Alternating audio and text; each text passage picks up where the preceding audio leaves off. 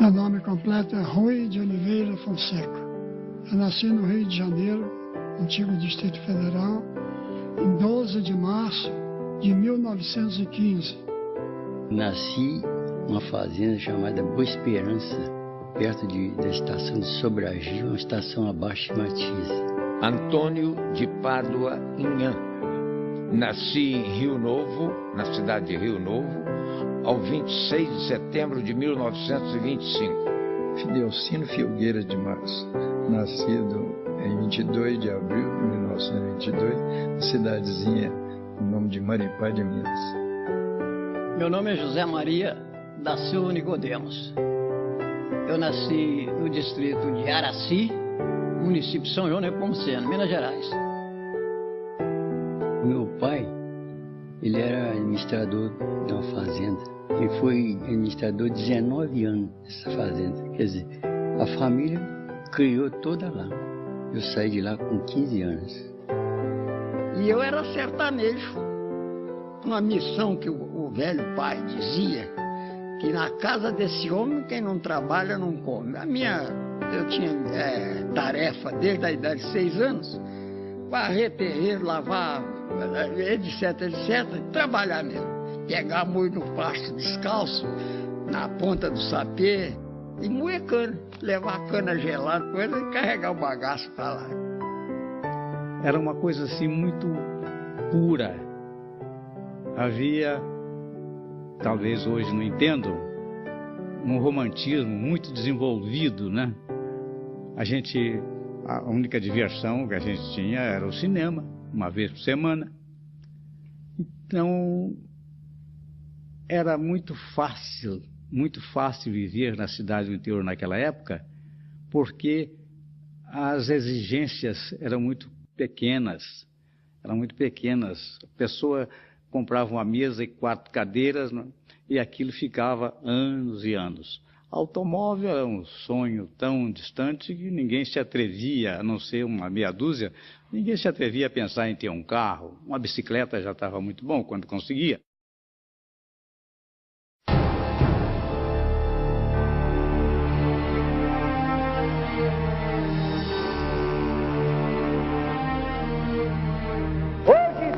Às 6 horas da tarde, de ordem do eminente presidente desta república, os embaixadores do Brasil, em Berlim, em Tóquio, e o encarregado de negócios do Brasil em Roma, passaram nota aos governos junto aos quais estão acreditados, comunicando que, em virtude da recomendação terceira da reunião de consulta dos ministros das Relações Exteriores das Repúblicas Americanas, o Brasil rompia suas relações diplomáticas.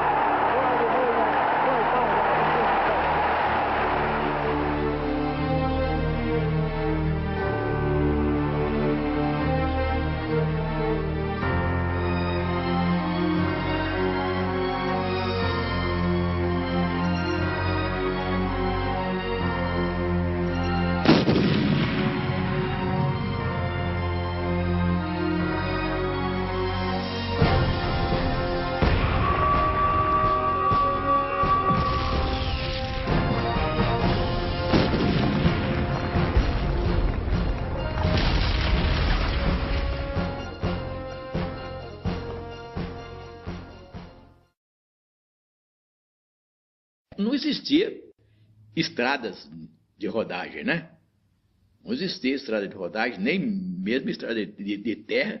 A gente não tinha acesso do sul para o norte e do norte para o sul. Não tínhamos, o acesso era através do mar, né? Então, por isso é que os alemães aproveitaram disto e afundaram os nossos navios. Foram atacados 32 navios mercantes brasileiros em nosso litoral, que foi uma ofensa muito grande ao povo brasileiro. Nesses 32 navios, morreram 975 tripulantes e passageiros. Havendo perdas humanas, vamos dizer, foi atingido o orgulho nacional. Perdas humanas que foram, como é que se diz, ceifadas, sem nenhuma possibilidade de, vamos dizer, de revide. Com isso, os estudantes foram à rua, aqui em Juiz de Fora mesmo, como no Rio de Janeiro, e exigiu que o governo declarasse guerra aos alemães. O povo, então, reagiu violentamente e, principalmente influenciado pelos estudantes da época, inclusive eu, que era estudante na época também, né, promovíamos comícios, promovíamos passeatas de apoio ao Brasil, que ele tomasse uma medida de represália contra esse afundamento e finalmente estavam matando os brasileiros. Eu acho que o nosso presidente não tinha vontade de mandar tropa, porque ele era ditador também, não é verdade? Mas aí o povo revoltado e tudo, pediu até que forçou ele a entrar no Brasil na guerra.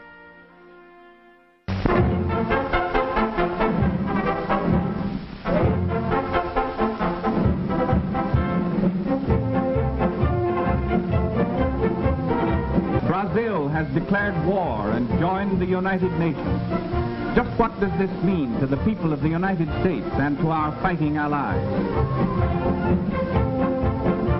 Brazil brings much to the Allied cause, not only the weight of her resources and manpower, but the militant spirit of her people and the reaffirmation of her friendship for the people of the United States, a friendship which we welcome with gratitude and which shall never be forgotten.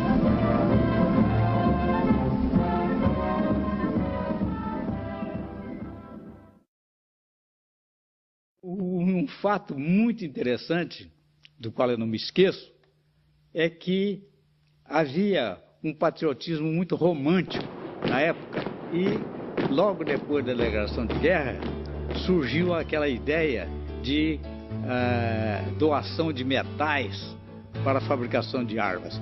Ora, nós não tínhamos indústria de material bélico, mas todo mundo começou a fazer as chamadas pirâmides metálicas.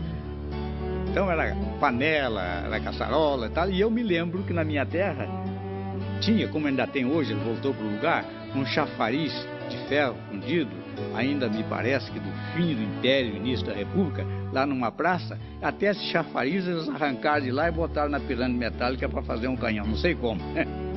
Então, são essas coisas que a gente deve respeitar, quer dizer, a simplicidade do povo, aquele patriotismo romântico, como se a guerra já estivesse ali. Então, isso traduz muito bem o sentimento, as reações da nossa gente do interior. No dia que eu completei 17 anos de idade, eu me apresentei voluntário no 12º Regimento de Infantaria, aqui em Juiz de Fora. Não para ir para a guerra. Eu precisava do meu certificado de reservista, porque eu queria tentar a minha vida no Rio, que naquela ocasião exigiam mais o certificado de reservista do que a carteira de Ministério do Trabalho. Começamos a receber elementos de todos os recantos do Brasil. Isso eu achei muito interessante, porque todo o país participou e houve uma integração entre elementos do sul, do norte, do centro, etc. Nós chegamos a receber aqui no 11 um contingente, eu não sei de quantos catarinenses, mas uma turma grande, no mínimo uns 80 para aí assim. E ninguém falava português. Veio todo mundo para cá, não falava português, só falava alemão. Porque primeiro você convocava o cidadão, dava farda, dava tudo, então depois é que fazia a inspeção de saúde.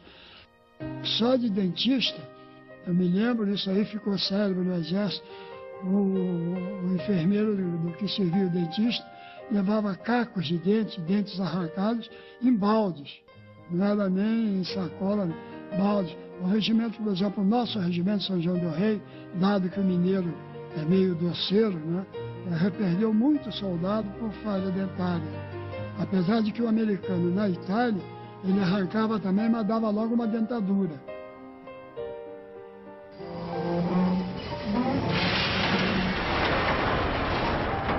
Nós estamos lá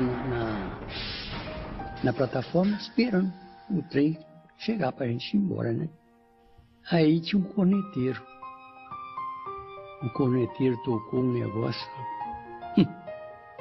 mas como mexeu com a gente, não vai dar para me cantar, se me cantar. E é quando soar o meu tambor, quando tocar o meu tambor, quando soar o meu clarim, é hora do Brasil precisar de mim. Aí foi uma coisa espetacular. Aquele clarim tocando e o trem chegando, nós embarcando.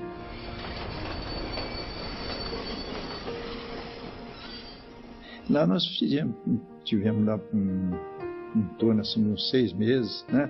Organizando lá para depois ir para o Rio. Depois de mais ou menos 6 meses nós fomos para o Rio. Lá no Rio nós tivemos instruções no campo de Jerecinó e tiro real. Lá no Rio, o soldado não pagava nada. Esse combatente estava com o sentido da fé, não pagava nada, não pagava trem, não pagava bonde. Só não podia sentar, em pé.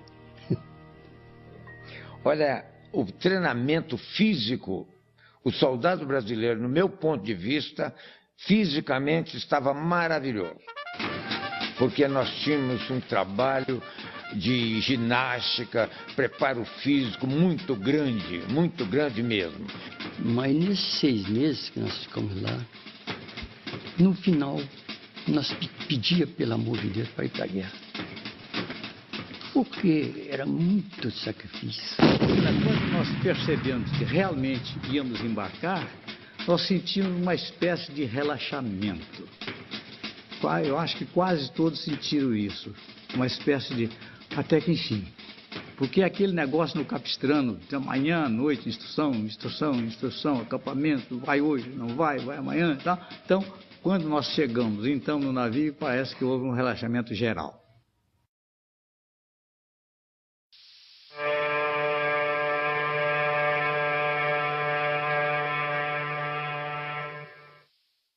A minha mãe estava num casamento da sobrinha dela, quando deram a notícia, o seu filho embarcou para a guerra. O casamento, a festa acabou. No dia 22, por volta de 8 horas da manhã, o navio desatracou e começou a penetrar no mar. À medida que ele penetrava no mar, o Corcovado, que é grande, foi ficando pequeno, até que o tamanho do mosquito desaparecer na visão da gente. Aí eu pilhei com os companheiros ali de bordo e conversa, será que voltaremos para ver o Corcovado? Ivaí, não vou estar chuva. Mas eu nem estava aí, porque a minha idade talvez não permitisse que eu fizesse julgamento daquilo que ia acontecer comigo. Eu era muito jovem para isso. Agora, o que acontecia é que eu achava que aquilo mais era um treinamento que a gente não ia chegar na guerra, não, sabe? Por isso que eu tinha mais ou menos pensamento de otimismo, sabe? Aí nós fomos até o Estreito de Gibraltar. No Estreito de Gibraltar, entramos no Mediterrâneo e chegamos a Nápoles. Em Nápoles, descemos desse navio grande e passamos para as barcaças de invasão, que nos levaram de Nápoles a Livorno. E Livorno, por via terrestre, até a região dos acampamentos. Nós aqui, desde o fim da Primeira Guerra Mundial, a nossa escola era a escola francesa. escola francesa. Então é aquela escola herdada da vitória da França em 1914-18, completamente ultrapassada. Veio a Segunda Guerra Mundial, hegemonicamente, vamos dizer, liderada pelos Estados Unidos. Então, a doutrina de guerra dos Estados Unidos, a doutrina de emprego de força terrestre, que nós temos que seguir, era a doutrina dos Estados Unidos. Isso para nós representou uma dificuldade muito grande, inclusive por causa do material. Porque o material que nós tínhamos aqui não foi conosco. Era todo material francês. Armamento? Que armamento? Nada. Nada. Fomos com a cara e a coragem. Chegamos com as malas e a roupa do corpo e a roupa das malas, né? Chegamos completamente sem nada. O único material parecido que nós recebemos era o morteiro 81 francês, que era Bran, que nós tivemos lá, um morteiro 81 também americano, Browning, se não me falha a memória, entendido? Mas o resto era tudo completamente diferente. E não precisa dizer que as técnicas e táticas completamente diferentes. Aí tem detalhes que eu não devo falar aqui agora. Porque começa pelo uniforme com o qual nós desembarcamos na Itália. O nosso uniforme praticamente idêntico ao uniforme alemão. É um uniforme de brim, simples, mas simples mesmo. E nós já chegamos na Itália nas proximidades, ou praticamente na entrada do outono. Ora, sair do trópico para um país europeu foi um choque muito grande. Então aquela roupinha que não segurava nada, bastava, vamos dizer assim, bastava botar a cara fora do abrigo, que aí, graças a Deus, e ao entendimento do comando, com o comando americano, aí sim a gente recebeu um novo tipo de vestuário. Então a humilhação foi essa, o americano com a camisa de, vamos dizer assim, de nylon, igual a nossa aí, bege, gravata, e a gente com aquela farda danada assim, coitão, nossa, mas aí nós começamos, aí é que a febre entrou com a troca da massa de cigarro, bala e chocolate, trocando em costureira para cortar do jeito que ele queria. E a gente foi aproximando, mudamos completamente o uniforme do Exército Brasileiro. Nós fizemos uma missa de ação de graças por ter chegado praticamente sem perdas. Então fizemos o deslocamento de San Rossore, que era onde nós estávamos acampados, eram 4 quilômetros até a Catedral de Pisa. Fomos a pé, né, marchando, chegamos na Catedral, entramos na Catedral, foi uma coisa maravilhosa, foi só o regimento, nosso regimento. Não foi a FEB toda, não, foi o nosso regimento. Na hora do hino nacional, é a hora, vamos dizer, o clímax da missa, que é a elevação. Eleva-se a hóstia, depois eleva o cálice, né? Aí a banda de música, né, rompeu com o hino nacional. Vamos ouvir um trecho do hino nacional brasileiro, cantado pela tropa brasileira na Catedral de Pisa.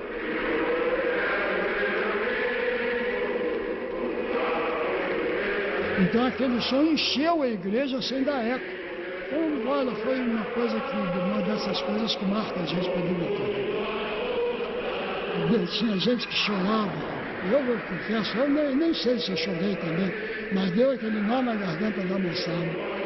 Olha, tinha nego ali que aguentava o durão, mas não adiantava, a lágrima corria. E pelo menos os que estavam do meu lado ali, todo mundo chorou. Mas foi um frisson.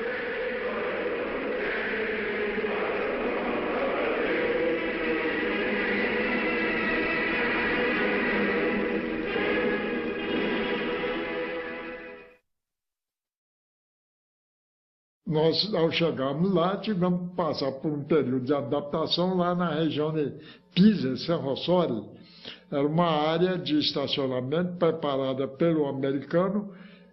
Ali o treinamento consistiu principalmente em marchas, né? Porque para dar resistência física, uma vez que o 6º já estava combatendo em região montanhosa, então era preciso dar resistência aos homens. Continuou a instrução de armamento, agora já dado por instrutores nossos, que nós já tínhamos aprendido dos americanos. Houve muita instrução de tiro com as armas americanas, morteiro, metralhadora.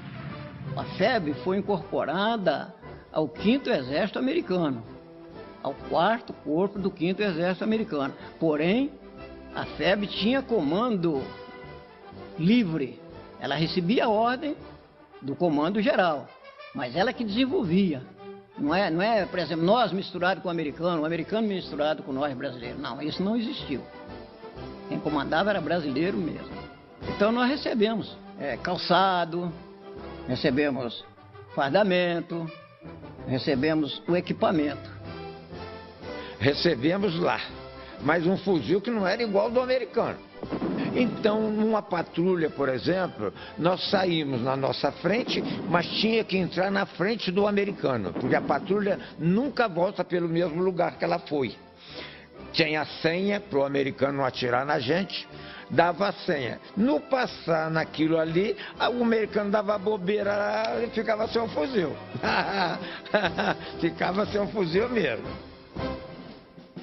No tempo antes da guerra, um soldado não se dirigia ao capitão diretamente, de jeito nenhum. Ele tinha que pedir licença primeiro ao tenente para falar, depois marcar com o sargenteante se o capitão podia recebê-lo. Porque aqui a disciplina militar do Exército Brasileiro ou nas Forças Armadas Brasileiras, ela era imposta. A disciplina era imposta. Quem se viu ao lado do americano, muito diferente o tratamento, muito diferente. Às vezes eu ia passando no front, perto do front, tinha uma tropa americana almoçando. E eu já levava minha marmita e meu caneco. Aí entrava na fila. Quando olhava para trás, tinha um tenente, tinha um capitão, tinha um major, tudo americano.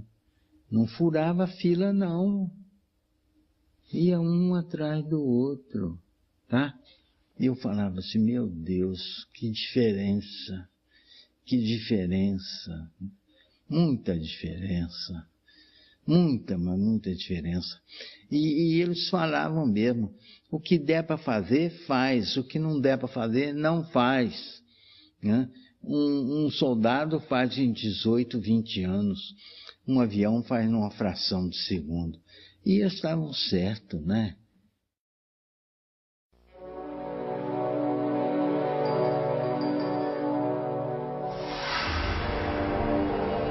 Gli alemão na Italia crearono diverse linee di difesa, perché strategicamente e molte volte tatticamente l'esercito alemão na Italia era ottimo, vinse perdendo, come a Cassino, anche sulla linea gotica c'erano dei vasti linee difensive, casomai una, due o tre.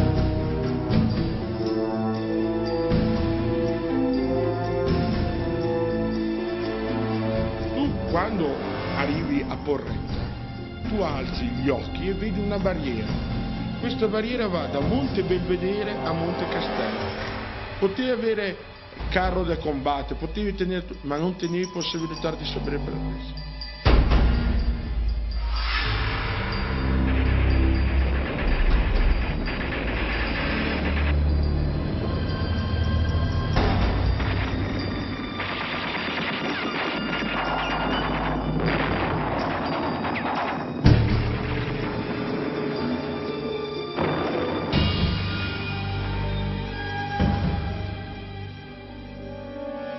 Em 29 de novembro de 1944, o 11RI, através do 3º Batalhão, participou de uma tentativa de tomada do chamado, na época, Monte Castelo, que acabou se transformando num mito, né? Na Italia, na linea Goti, na regione di Monte Castello, stavano veterani della 232esima Infantry Division alemão, gente que tem 5 anni di esperienza del combattimento. O capitão Hugo de Andrade Abreu pôs a companhia em forma, próximo à Porreta, e despediu de seus soldados, desejando a eles que cumprissem com seu dever. Muita lama, ainda muita chuva, não tempestade, mas aquela chuvinha que molha mesmo. Nunca vi um ataque daquele jeito. Quer dizer, nós tínhamos que ficar na base e depois atacar. Você não acha? Normalmente estava estafado. A gente não dormiu a noite todinha andando. Né? Na época tinha sido degelo, estava lama atolada até o fim. Na subida de Monte Castelo, é aí que eu senti o drama da guerra. Primeiro que você escorregava demais no morro, com chuva, barro, e metralhadora e canhão, tiro um atrás do outro. E o mais triste era você ver os companheiros mortos e passando de paliola, gemendo e gritando pela sua mãe. Mamãe, vou morrer. Ah, mamãe, estou ferido. E isso causava na gente uma náusea, porque o medo causa náusea. Mas você não pode parar, você não pode ficar agarrado com aquilo. Você tem que seguir em frente. Porque se você não seguir em frente, você é um homem que os seus companheiros não vão te admirar amanhã. Vão te chamar de medroso. Então você tem que enfrentar com aqueles problemas todos, bombardeio, que vocês não podem nem imaginar o que é enfrentar. O morteiro caindo perto de você, o tiro de canhão caindo e você vendo companheiros feridos, isso é coisa que Deus me livre.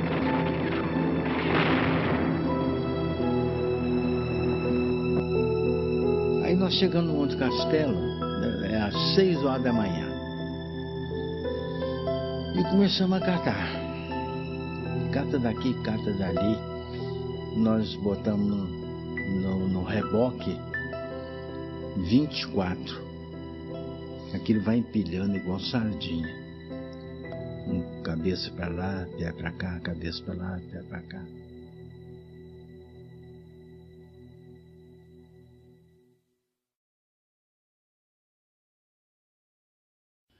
Nós tivemos 3 ataques do alemão. Tivemos um às 11 horas. Nós rechaçamos. Tivemos outro às 2, conseguimos rechaçados. Aí eles vieram a terceira vez, às 4 horas da manhã. Mas nesse intervalo de 2 para as 4, meu companheiro de abrigo, até por sinal, chama Santos, João Santos. Ainda é vivo, João Santos. Ele falou assim: "O filho, meu santo está me pedindo para me sair daqui." Olha, o que eu posso fazer? Você quer sair, você sai. Eu não saio. Daqui ninguém me tira. Não é que ele juntou o negócio dele lá, uma lonazinha lá no fundo do abrigo, que nós tínhamos cavado, nós dois. E ó, madrugada, me largou lá, 2 e pouco da manhã.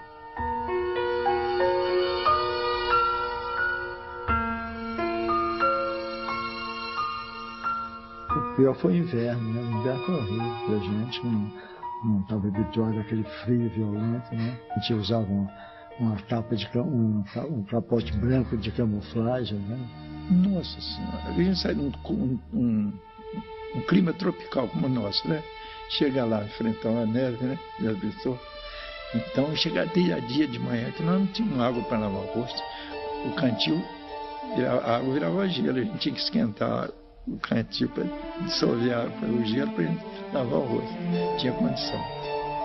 O frio, honestamente, não sentíamos, porque nós estávamos bem agasalhados. Tínhamos roupa própria para enfrentar. Mas você não podia tirar ela para tomar um banho. Como é que você vai tomar banho onde só tem neve? De novembro de 44 a 2 de maio, e depois mais uns 3 dias, vamos colocar assim, dia 5 de maio, eu consegui tomar um banho. Que até então esquentava um pouquinho d'água de neve ou coisa que eu valha numa lata e passava no rosto e mais nada. Aí eu tomei um banho.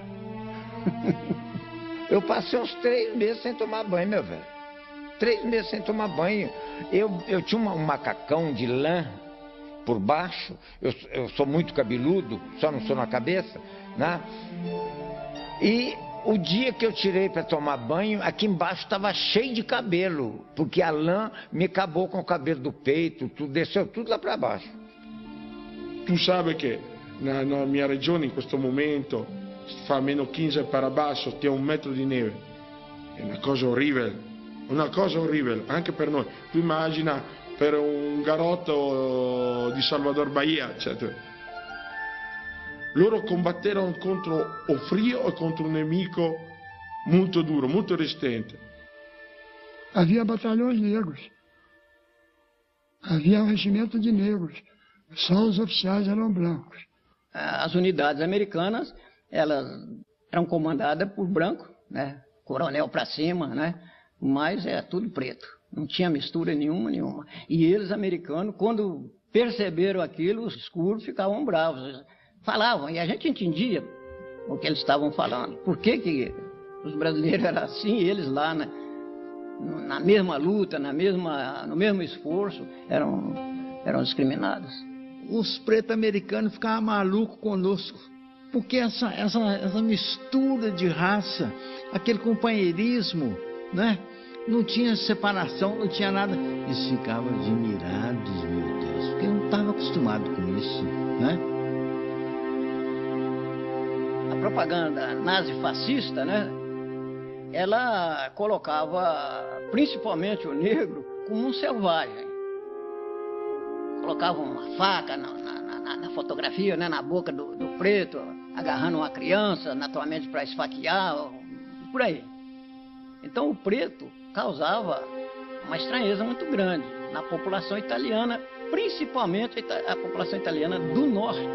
Io come pesquisador senti molte volte parlare da gente do tempo, da propaganda nazifascista che falava: attenzione mulher, quando arriveranno o pracinha brasileiro, sono tutti preti, sono tutti violentador, sono tutta gente feia, cattiva.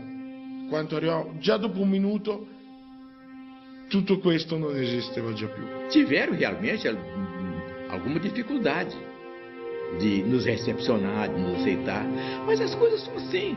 À medida que isso vai acontecendo, vai verificando que o negro é um cidadão tão importante quanto ao branco.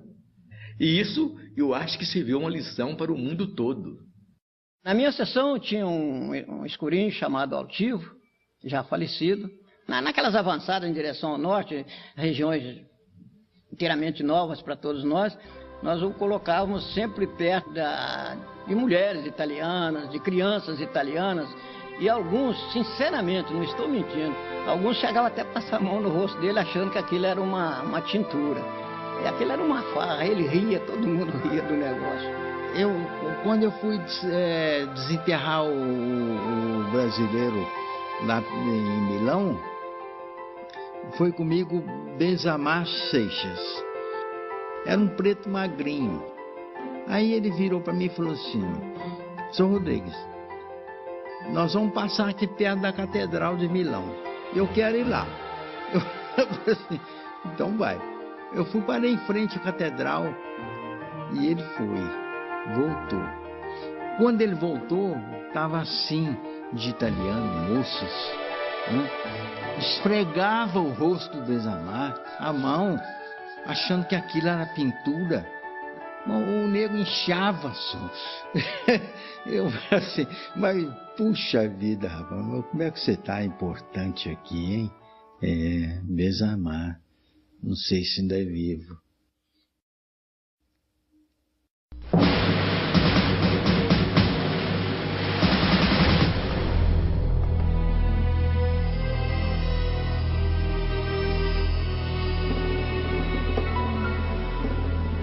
Mas vocês não podem imaginar o que foi Montese. Montese foi o último reduto alemão em cima do morro. Ele não podia perder aquele morro, porque se ele cai na planície, ele estava arrasado.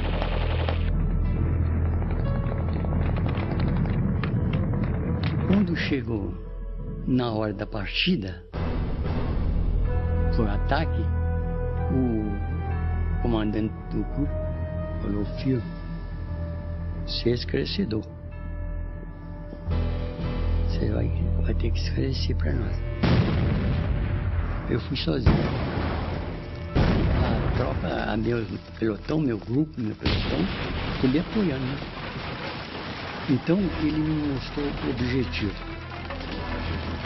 Filho, mais ou menos 150 metros.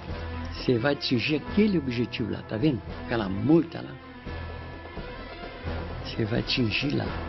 De lá, você observa e vê se a gente pode ir até lá. E eu fui. Eu levantei a cabeça para cima e falei: seja o que Deus quiser. Mas o campo era todo minado, sabe, Major? Todo minado. Eu não sei como é que eu fui. Andar pro lado do inimigo, campo minado, sozinho. Nesse intervalo aí,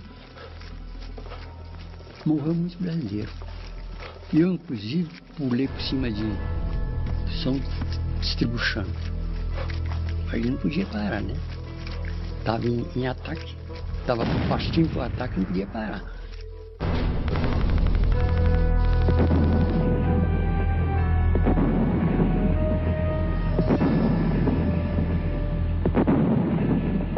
Quando eu fui ferido na mão, sangrando, eu falei: dizem que não dói. Eu olhei o meu corpo se tinha mais algum rombo, né? Ou assim, mais ou menos, passei a mão, não tinha nada. Então eu rastejei até a casa-mata dos alemães. Então arrastamos outros companheiros feridos e Luiz Estevão, um paranaense, um homem maravilhoso, um amigo formidável, levou um tiro na cabeça, no capacete dele e morreu na minha frente com a metralhadora dele.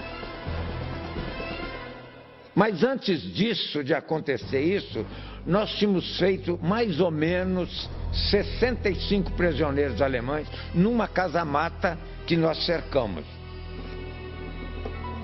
Cheguei perto do meu comandante de grupo, que chamava-se Clério Bortoli, falei: sargento, o senhor quer que ajude a levar os prisioneiros para o lugar deles? Não, Toninho, você vai continuar em frente, porque o Firmo Gomes de Carvalho, aqui de Juiz de Fora, está vivo aí ainda, um grande amigo, tinha sido ferido momentos antes, e eu é que o arrastei dentro de um buraco, eu e um amigo, Agostinho Leite. Pois bem, ele saía sangue no ouvido, na vista, deslocamento de ar.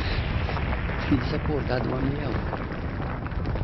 Eu acalmei, aí juntaram aqueles prisioneiros todos e eu fui escalado para ajudar a levar aqueles prisioneiros para a retaguarda. Marchamos uns 200 metros, morro abaixo com aqueles prisioneiros, e eu parando por cima, o sargento Clério atrás, um outro de um lado e o outro lá na frente, guiando. Mas o alemão pisou numa mina, perto de mim e a do sargento Clério. Voava alemão para tudo quanto é lado, e voava brasileiro também. E muitos brasileiros atiraram também nos alemães, começaram a correr, matou também alguns alemães. E o sargento Clério, que não deixou levar os prisioneiros, morreu. E eu não senti na hora. Não senti nada. Eu agachei, joelhei dentro de um buraco de granada comecei a tirar, desguei assim, para os alemães não fugirem, né? Os prisioneiros não fugirem, eu ia fugir. Mas eu atirei assim, atirando para ele não fugir. Aí o compadre, o Agostinho, esse que eu tratei dele na barraca, que chegou perto de mim e falou: filho, nós não podemos ficar aqui mais nem um minuto. Falei: ih, compadre, olha aqui. As duas pernas da calça tudo agarrada, tanto sangue, as botinas lotadas de sangue. Fui ferido nas duas pernas. Ele falou: não, mas você não fica não. Você que pegou meu fuzil, ficou para lá. Ficou para lá, pro pasto lá. E eu botuei no pescoço dele, conduzindo o prisioneiro, coitado. Me trouxe até no PC da companhia, arrastando morro abaixo, com as duas pernas sem poder pôr no chão. Fu un combattimento durissimo, perché fu un combattimento urbano. Lembra, come dicono tutti i manuali militari, il peggior combatte urbano e ne ha giungla. In Montese ci furono dei combattimenti casa per casa, quarto per quarto. E soprattutto gli alemani non volevano arrendersi, non volevano perdere questa battaglia, perché sapevano che dietro stava la pianura padana. Non avevano più linee difensive.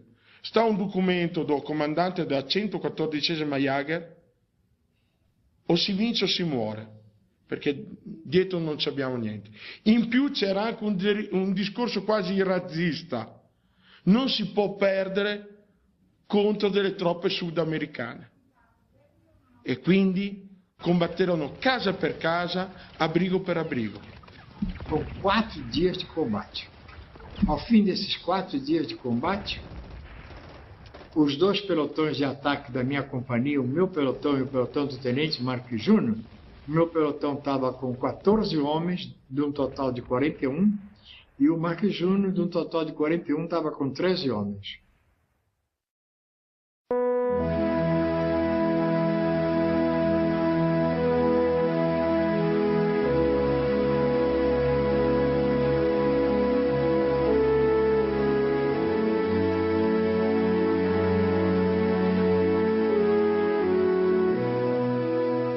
Aqui fala o repórter Esso, testemunho ocular da história. A Rádio de Hamburgo, depois de transmitir o crepúsculo dos deuses durante muitas horas, acaba de anunciar: o Führer morreu. Terminou a guerra, terminou a guerra, terminou a guerra.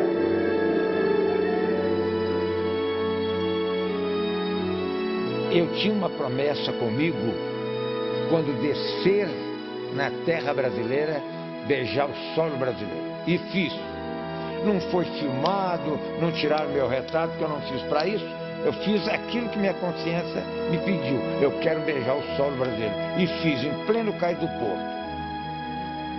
Agora, o desfile foi uma coisa muito linda. Nossa Senhora, parecia que a população daquela época do Rio de Janeiro estava toda na rua. Homem, mulher, criança, velho. As famílias, as senhoras, as moças, agarrando a gente, e cada um queria às vezes até tirar um pedaço da roupa da gente. Começamos a desfilar em coluna por 6. O povo invadiu a pista, desfilando por 1, coluna por 1. Uma espectadora deu um salto de felino no meu braço esquerdo, arrebentando 2 pontos da minha divisa. Ainda tive tempo suficiente de arrebatá-la e introduzir no bolso. Ela gritou: que pena! Isso para ela seria uma lembrança de guerra.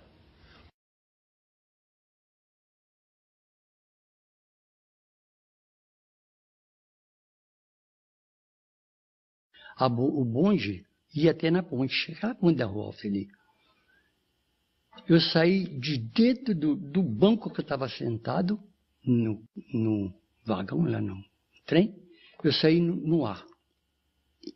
Saí no ar, por cima do povo, até me levar até no bonde. Em cima do povo, não pisei no chão. Aí eu tinha uma namorada. Nós namorávamos escondido, que que os pais delas eram muito bravos, né? Namorava escondido. E eu fiz uma promessa até com esse meu compadre. Falei, ó. Aí ele me perguntou, fez uma pergunta lá uma vez. Você vai continuar o namoro com a Marina? Falei, ó. Eu vou prometer uma coisa.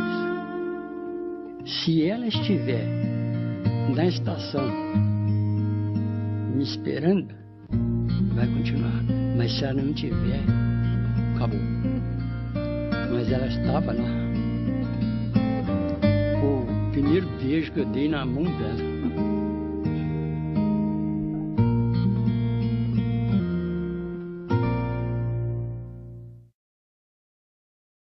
A coisa pior que pode ter é você estar num lugar onde tem guerra. A miséria é extrema, tanto material e moral. É uma coisa horrível. Mas não é que aquilo causava um mal-estar na gente, sabe? A gente tinha muita pena de ter. Você jogava uma ponta de cigarro fora, quanta gente que voava em cima daquela ponta de cigarro, né? Comida, que tivesse, era uma coisa horrorosa. Aqueles portões nós não tínhamos conta. Até ficava cheio de gente, mulher, criança, homem, tudo pedindo o resto de comida que sobrou do rancho, que a coisa da toda. Uma miséria muito grande. Se o senhor estiver em guerra, o senhor vai brigar lá longe de sua terra. Na sua terra fica em paz, porque eu vou te contar, é terrível. A me gusta muito falar com o fazendeiro, ou gente que era criança, come pesquisador, come historiador, dilettante, ma con coração. Eles me falam do rapporto muito bom, do rapporto umano, soprattutto com o pracinha brasileiro. Tu immagina che in molti lugar stavano nella mesma casa e si creò un amore. Perché? Perché o lingua, o idioma era praticamente identico. A religione cattolica, mais ou menos, era identica. O nordamericano e inglese erano protestanti. Tu immagina che nella casa, la noce, la sera, tutto il mondo riunito diceva o rosario in latino. O pracinha è a famiglia italiana. E un altro, questa latinità. Io non so com'è o termine preciso, ma questa latinità. É realmente uma coisa fantástica o que aconteceu com os brasileiros. Por quê? O americano, não é porque o americano fosse pessoas de má índole, não. Ele tinha uma noção diferente, ele pensava diferente do que pensava nós brasileiros, né? E o americano dizia o seguinte: olha, primeiro nós vamos cuidar de ganhar a guerra. Primeiro é ganhar a guerra. Segundo, cuidar daqueles que sobreviveram à guerra, sobretudo dos italianos, que naquela época passava por uma crise enorme, por muita necessidade, necessidade de tudo, faltava tudo para eles.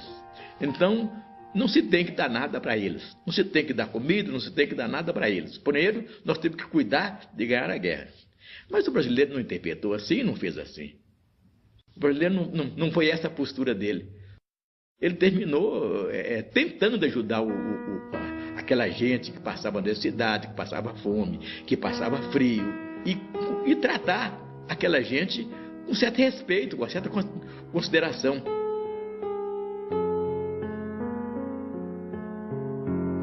Lembra, io moro oggi in una regione tra le più ricche d'Italia, ma ho tempo, senza vergogna, io farò direttino, senza vergogna, noi non avevamo veramente nada per comer, nada per vestire.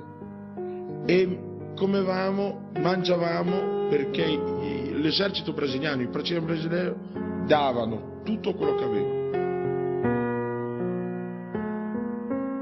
Nei nostri lugar c'è la storia delle 3 cucine. E stava aperto Bombiano una cucina inglese, una cucina nordamericana e una cucina brasileira. Gli inglesi, tutto quello che non comevano, che non mangiavano, facevano un buracco, gettavano a comida in questo buracco e davanti a tutto il mondo versavano gasolina e bruciavano tutto. Il nordamericano facevano a carità proprio. Il brasileiro questa cucina dividevano tutto.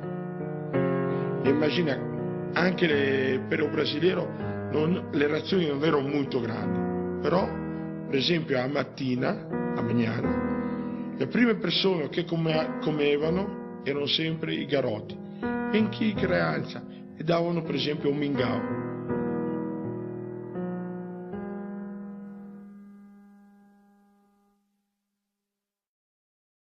Você precisa ver qual é que a cidade onde houve a rendição da Alemanha ao soldado brasileiro, o prefeito, ele de faixa, na frente dos veteranos, pela rua da cidade, mostrando o soldado brasileiro ao povo. E depois, em Fornovo, nós ficamos no palanque, o povo lá embaixo, dia de semana. Não é domingo nem feriado, não.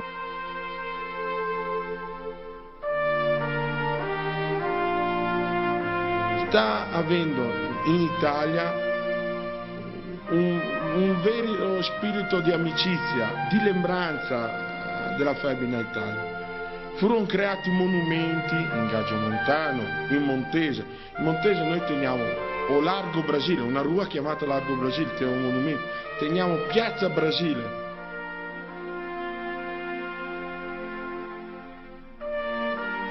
Promovi o 10º encontro da FEB em Juiz de Fora, de todo o Brasil. Eu trouxe todo o pessoal veterano do Brasil para vir conhecer Juiz de Fora. Meu objetivo como um juiz forano, que eu moro aqui há 75 anos, eu quis trazer para promover os hotéis, a cidade, conhecer o Cinema Central. Vou dizer para o senhor aqui agora, eu escrevi para todas as associações no Brasil que nosso encontro, a abertura, que todas essas aberturas de todos os encontros que nós fizemos, que eu fiz agora o 17º, todos eles são os lugares mais importantes da capital ou da cidade. Mais importante, eu então escrevi para todos, nosso encontro, a abertura será no Cinema Central. A minha filha que participou de toda a reunião, quando ela falou que precisava do Cinema Central, um deles lá disse assim: o Cinema Central não pode ser cedido para a abertura da FEB. A minha filha chorou. Sabe qual o argumento desse homem? A FEB não é história nem cultura. E o Cinema Central só pode ser cedido para a cultura.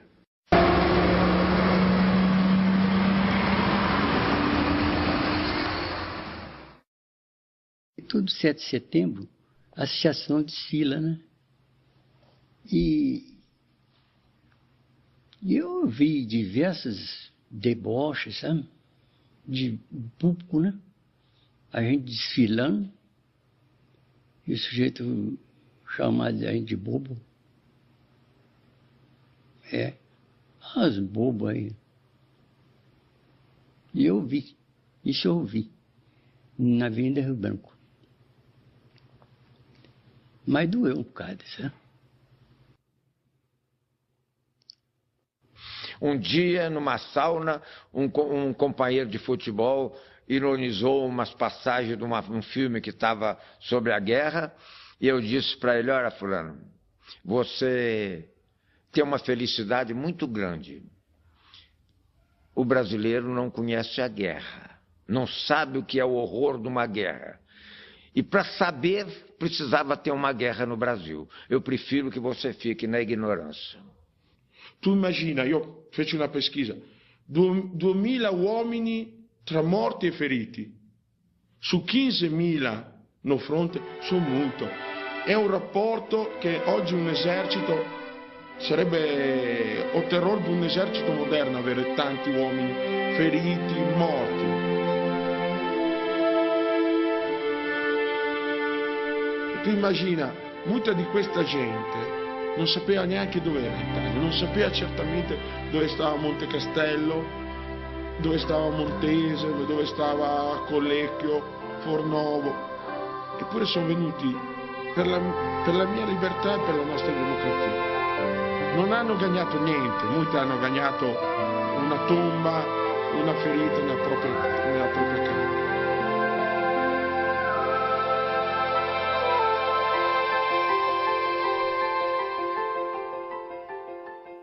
Democracia era a bandeira, que não existia no Brasil, não é verdade? Não existia, mas era a bandeira. E nos valemos dessa bandeira quando voltamos. Tanto que fincamos ela aqui e o ditador foi mandado embora, não é verdade? Mas, nas minhas palavras finais, eu quero render uma homenagem a todos aqueles que combateram na guerra no Exército, na Marinha e na Aeronáutica. E descendo na escala, aqueles companheiros da Força Expedicionária Brasileira. E descendo mais na escala ainda, aqueles com os quais eu tive a honra de combater. O 2º Pelotão de Fuzileiros da 8ª Companhia de Fuzileiros do 3º Batalhão do 11 Rio. Muito obrigado.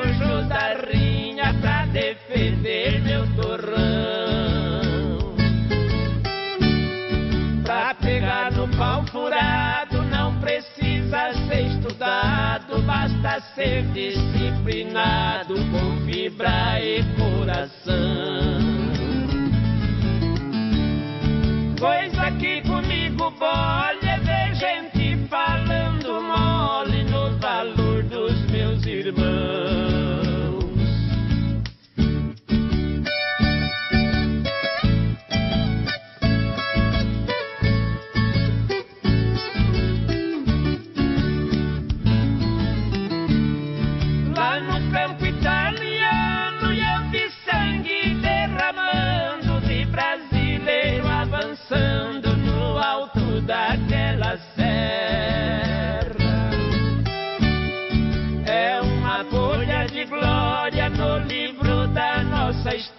Olha aí o preço dessa vitória, pagamos caro na guerra.